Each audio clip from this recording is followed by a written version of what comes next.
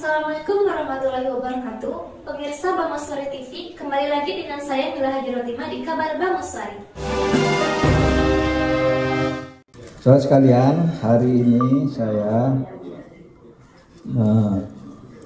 memimpin rapat yang diberi tajuk Kick Off Meeting Tim Percepatan Reformasi Hukum. Jadi ini tadi kami rapat mulai jam 1 dan sesudah ini masih akan rapat kelompok lagi. Seperti diketahui, Kemenko Polhukam telah mengeluarkan surat keputusan Menko nomor 63 tahun 2023 tentang Tim Percepatan Reformasi Hukum yang ditandatangani 23 Mei tahun 2023. Tim ini terdiri dari pengarah, ketua, wakil ketua, sekretaris, serta 4 kelompok kerja, yaitu kelompok kerja reformasi lembaga peradilan dan penegakan hukum sebanyak 14 orang, kelompok kerja reformasi hukum sektor agraria dan sumber daya alam 11 orang, kelompok kerja pencegahan dan pemberantasan korupsi 14 orang,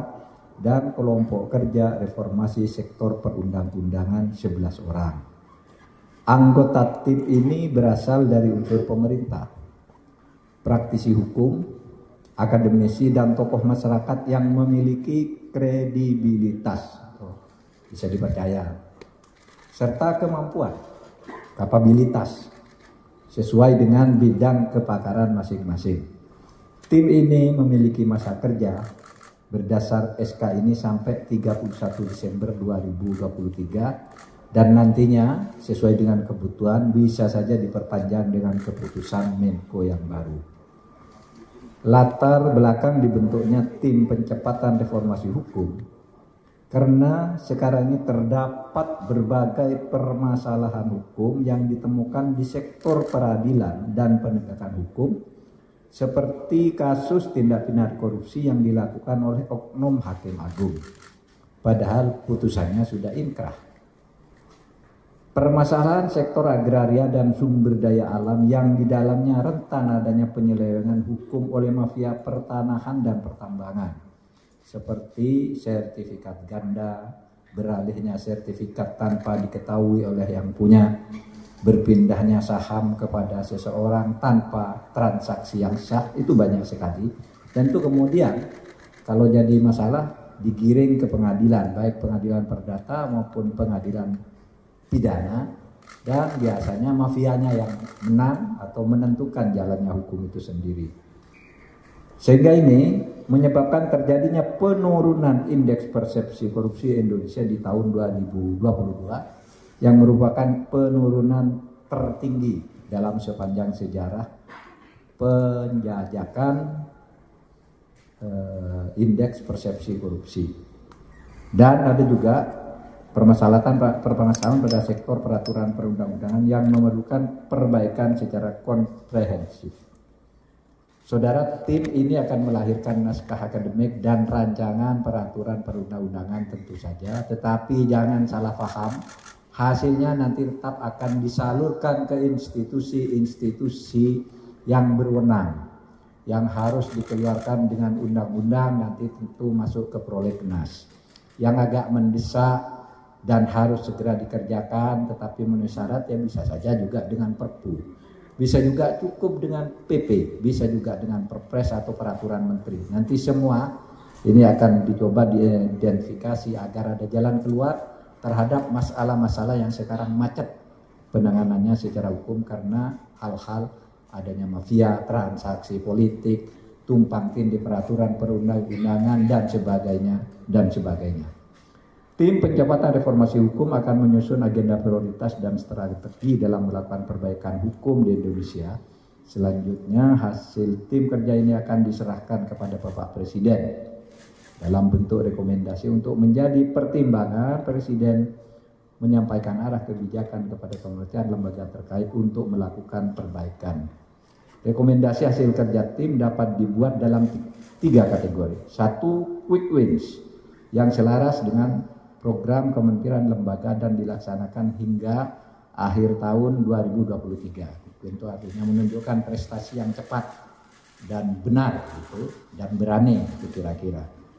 Sampai dengan akhir tahun 2023, apa di bidang pertanahan, apa di bidang peradilan, dan seterusnya.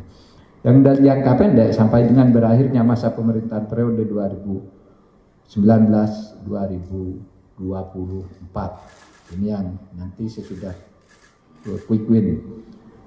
Jangka panjang itu tadi berupa rekomendasi yang komprehensif sebagai salah satu pertimbangan kebijakan untuk diimplementasikan oleh pemerintah yang akan datang. Ini dari saya ingin baca dulu yang timnya ini. Saya sebagai pengarah, kemudian Pak Sugeng Purnomo sebagai Deputi 3 sebagai ketua, lalu Bapak Laude M. Syarif dari partnership. Jadi kita bekerja sama juga dengan lembaga swadaya masyarakat agar lebih terpercaya hasilnya bahwa ini bukan sepihak. Ada Pak Laude M. Syarif sebagai wakil ketua, beliau adalah ketua partnership atau kemitraan. Kemudian kelompok kerja reformasi bidang lembaga peradilan dan penegakan hukum, Bu Harkristuti Harkrisnowo. Kemudian ada Bapak Ajar Budi Kuncoro, ada Bapak Suparman Marsuki, ada Dr. Andes Adrianus Eliasta Sembiring Meliala, Profesor, ada Dr. Mas Ahmad Santosa, Profesor Dr. Ningrum Natasha Sirait, Dr. Fahrizal Afandi, Ahmad Fikri Asegaf, Irjen Polisi Puji Hartanto, Dr. Barita Simanjunta, dan Dr. Nur Rahmat, serta Dr. Asep Iwan Iriawan. Ini orang hebat semua ini. Semuanya menghiasi media massa.